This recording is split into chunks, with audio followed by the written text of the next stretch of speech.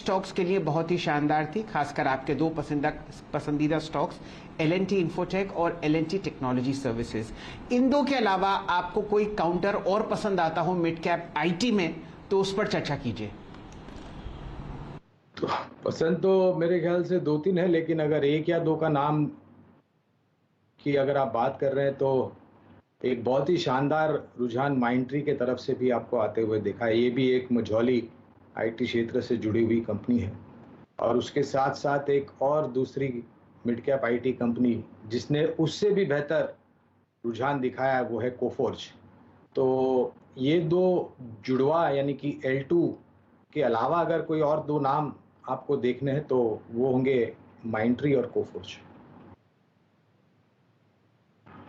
ये तो 3 मिनट बाजार खुलने में है, चार्ट चेक्स यहां पर चली रहे हैं। शर्मा साहब, राहुल जी ये प्रश्न आपसे है, माइंडट्री या कोफोर्ज में दोनों स्टॉक्स ऑल टाइम हाईज पर, आपका एक पसंदीदा काउंटर जहां पर आप डिप पर खरीदारी करेंगे? जी देखिए, कोफोर्ज में यहाँ पर रिलेटिवली बेटर स्ट्रेंथ है मेरे हिसाब से। यहाँ पर ऊपर में 4800 तक के टारगेट आना बाकी है। स्टॉक लगातार 3 दिन से 4480 के लेवल को ब्रेक नहीं कर रहा है। मेरे हिसाब से ये स्टॉप लॉस लगाकर कोफोर्ज में लॉन्ग पोजीशन लिया जा सकता है। Overall IT as a defensive अच्छा प्ले करना चाहिए। हालांकि लार्ज कैप IT में हमने देखा कि प्रॉफिट बुकिंग आई है, लेकिन मिड कैप IT में अभी तक मोमेंटम स्लो डाउन नहीं हुआ है।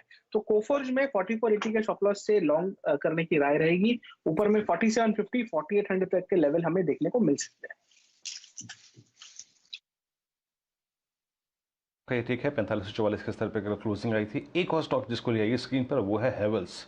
हेवल्स का कैंडलस्टिक चार्ट रखिएगा, लगभग 6 महीने की अवधि, अप्रैल, मई, जून और जुलाई के अगर आप देखें इन कुछ सेशंस को अगर आप मिला लें तो इसने इस दौर में 100 डेमा को वॉलेट करके 200 डेमा की ट्रेजेक्ट्री भी देखी और अब पुल बैक देखकर ये अप्रैल, मई, जून, जुलाई की हाईएस्ट ट्रेजेक्ट्री को पार करने की कोशिश करता हुआ। राजेश सतपुते जी, कल के वॉल्यूम्स देखिए, कल की कैंडल देखिए, कल की कैंडल को हल्का सा अगर आप देखिए पनिश किया बाजार ने और बाकी उस 9 अप्रैल की कैंडल ने, लेकिन आपको लगता है कि इसमें breakout later or sooner confirm हो जाएगा? As a long trade Havells पे आपका टेक?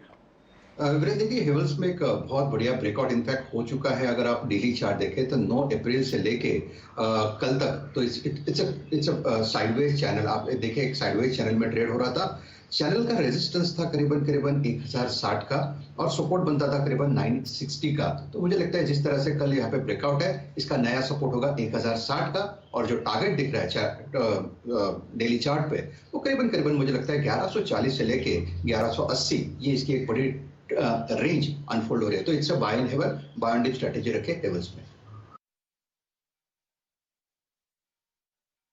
बाय ऑन डिप्स की स्ट्रेटेजी रखें और बाय डिप्स को भी बाय करना है और स्ट्रेंथ को भी बाय करना है। यहाँ पे टाटा पावर एक स्टॉक और ले लेता हूँ जिसका जिक्र करता हूँ, मानस बहुत संक्षेप में 10 सेकंड में। टाटा पावर पे आपका टेक, NTPC में स्ट्रेंथ थी कल, टाटा पावर को आप कैसे अप्रोच करेंगे?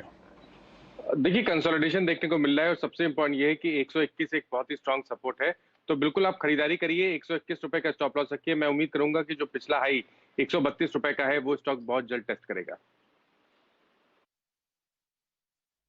वापस अब बाजार से जुड़ते हैं। SGX निफ्टी आपको संकेत दे रहा है, लगभग 60 से 65 अंक का लाल निशान आपको निफ्टी पर आता हुआ दिखेगा। जो परेशानी हम लोग US से इंपोर्ट कर रहे थे, शायद उतनी गिरावट आपको बाजार में ना आती हुई दिखे। एशियाई बाजार आपको लाल निशान में ट्रेड करते हुए दिख रहे हैं। 0.25% से लगभग ½ का लाल निशान आपको चौतरफा एशियाई बाजार में आता हुआ दिखेगा। किस हिसाब से हमारे बाजार रिएक्ट करेंगे, आइए अब वो स्क्रीन पर देखते हैं। आपके सामने हरा निशान निफ्टी पर, इसको जरा वास्तविकता से जुड़ने देते हैं। 30-32 अंक ऊपर 15786 पर आपको ये काउंटर ट्रेड करता हुआ दिख रहा है। कौन कौन से स्टॉक्स हैं FNO में जहां पर आपको बिकवाली दिख रही है? HDFC बैंक फिलहाल टॉप लूजर है, आज भी आपको 2% का कट आता हुआ दिख रहा है। 1441 आपके सामने यहाँ पर रेट है, ये ध्यान दीजिए। सेल कॉल थी नीरज जी की टीम में। अदानी पोर्ट्स आपको 1% नीचे ट्रेड करता हुआ दिख रहा है, 666 का प्राइस आपके सामने FNO में। फिलहाल निफ्टी 23 अंक ऊपर 15717 पर, ½ का cut state bank of India पर 426, लगभग 1% नीचे HDFC 2461 के आसपास आपको ट्रेड करता हुआ दिखेगा और नतीजों के बाद HCL टेक में आपको 2% का कट आता हुआ दिख रहा है 980 रुपए के आसपास।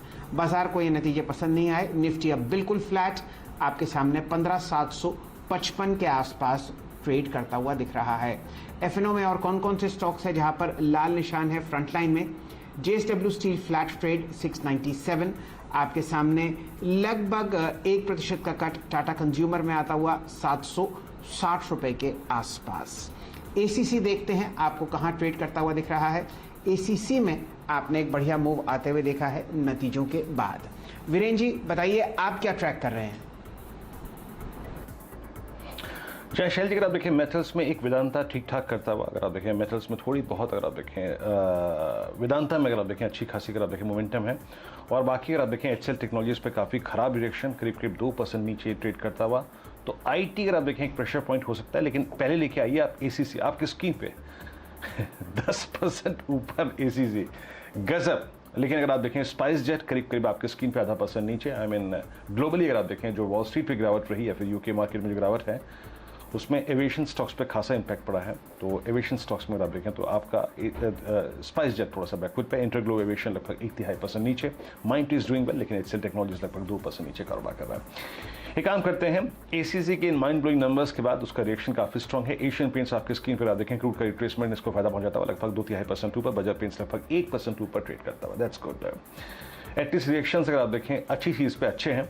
एक काम करते हैं, देखते हैं सीधा सौदा की टीम। आज नीरज जी और आशीष की टीम में कॉम्बिनेशंस क्या थे, फिर उसके बाद एक टेक्निकल पिक उस टीम में से।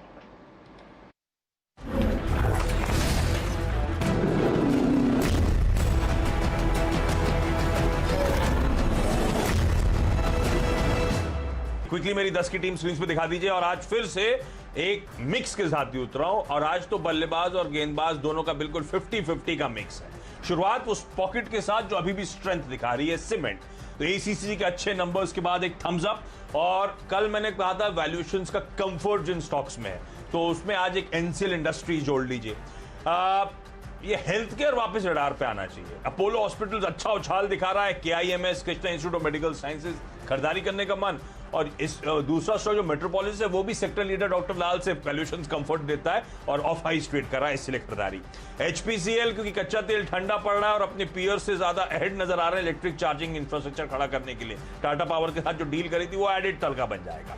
HDFC बैंक अभी कल भी बेचा था, थोड़ा सा लक को शेयर कहते हैं स्ट्रेच कर रहा हूं, लेकिन हाँ जिन्होंने कल बेचा था उनके लिए थोड़ा सा कंफर्ट और आज होगा, लगता है थोड़ा सा और दबाव के साथ कामकाज। और एक्सिस बैंक में भी कल वीकनेस थी, तो बैंकिंग आज फिर, और बैंक कल मैसिवली अंडर परफॉर्म कर रहे थे, मूड उन्होंने नहीं बिगाड़ा था, तो बैंक्स में शायद आज फिर से थोड़ा सा दबाव देखने को मिले। HCL tech back to back second quarter है डिसअपॉइंटमेंट का, इसीलिए बिकवाली करने का कॉल। और कच्चे तेल में जो दबाव आया उसके बाद ONGC और ना सिर्फ कच्चा तेल, मेटल्स में ग्लोबल ग्रोथ के कंसर्न एमिनेट हो रहे हैं, इसीलिए वेदांता, पर दोनों में बिकवाली करने की सलाह। पेंट कंपनियों को फायदा हो सकता है कच्चे तेल में गिरावट का, और अगर मार्केट में हल्का सा भी बाउंस आता है तो ये सेक्टर आपको तेजी से काम करता हुआ दिखेगा। इसलिए शालिमार पेंट्स, बर्जर पेंट्स में आप ध्यान रखिएगा, यहाँ खरीदारी हो सकती है क्योंकि क्रूड काफ़ी तेज़ गिरा है। लेकिन इस पूरे बाजार में अगर आपको डिफेंसिव रहना तो फार्मा से अच्छा कुछ नहीं हो सकता, क्योंकि जिस कारण से मार्केट में गिरावट आई कोविड नए वेरिएंट्स के स्प्रेड से, तो उसके कंटेनमेंट के लिए आपको फार्मा की तरफ जाना ही पड़ेगा। तो Marksans pharma, sequence scientific, Syngene के आज रिजल्ट भी हैं, और लॉरस लैब पे ध्यान रखना चाहिए क्योंकि अच्छी कंपनीज हैं और डिफेंसिव प्ले भी यहाँ पे बनता हुआ है। फ्रीड के तौर पे जेन टेक्नोलॉजीज लिया है, 120 करोड़ का एक कॉन्ट्रैक्ट इनको हासिल हुआ है। कंपनी का नाम कॉन्फिडेंशियल है, लेकिन साइज़ के हिसाब से कॉन्ट्रैक्ट काफ़ी बड़ा है। आखिर ये 3 स्टॉक बेचने वाले हैं। बजाज फाइनेंस बेच के चलिए, नतीजे आज आने हैं, हमें लगता है मार्केट कंसेंसस से कमज़ोर नतीजे आएंगे, इसलिए यहाँ पे शॉर्ट कॉल बनती है। और अदानी इंटरप्राइजर और अदानी पोर्ट्स में भी प्रेशर देखने को मिलेगा, इसलिए यहाँ पे बिकवाली करनी चाहिए।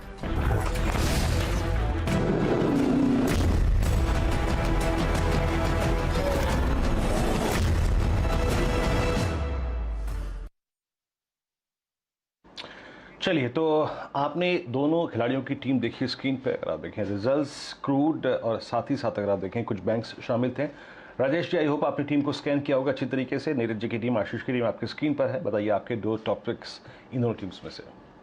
वीरेंद्र, देखिए मैंने नीरज जी की टीम से एक डिफेंसिव प्ले को ही तवज्जो दी है, और मुझे लगता है कहीं ना कहीं यहाँ पे फार्मा सेक्टर जो मेरे रडार पे है उसमें से एक mid cap pharma, Marksans pharma, इसका चार्ट मुझे बेहतरीन लगता है। इट्स सिमेट्रिकल ट्रायंगल फॉर्मेशन जिसका बेस बनता है करीबन 86 के आसपास और जो रेजिस्टेंस है वो है 92। तो मुझे लगता है कहीं ना कहीं एक बार 92 निकले तो एक पोजिशनल बेट भी बनता है करीबन 110 के टारगेट के लिए। सो मार्क्स एंड फार्मा मैंने चुना है नीरज जी की टीम से और एक सेल साइड का कैंडिडेट भी चुना है क्योंकि बाजार वीकनेस भी दिखा रहा है, उसको भी तो रिस्पेक्ट कर रहा है। तो वेदांता कल हमने देखा मेटल्स में थोड़ी ऊपरी लेवल से बिक वाली देखी, तो वेदांता में एक बड़ा सप्लाई जोन है 274 277 के आसपास और कल भी उसी लेवल से ये वेदांता में करेक्शन हुआ। मुझे लगता है थोड़ा और ये गिर सकता है।